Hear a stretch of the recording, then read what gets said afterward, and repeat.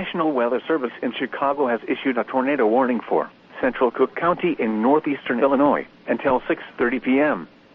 At 6:10 p.m., a severe thunderstorm capable of producing a tornado was located over Burr Ridge, moving east at 30 miles per hour.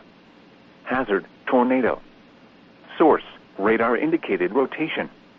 Impact, flying debris will be dangerous to those caught without shelter. Mobile homes will be damaged or destroyed. Damage to roofs, windows, and vehicles will occur. Tree damage is likely. This dangerous storm will be near LaGrange, Justice, Hickory Hills, Countryside, and Hodgkins around 6:20 p.m. Summit, Bridgeview, and Lyons around 6:25 p.m. Oak Lawn and Burbank around 6:30 p.m. This includes SeatGeek Stadium, including the following Interstate 55 between mile markers 277 and 284. Olmca zones, tornado warning. 8.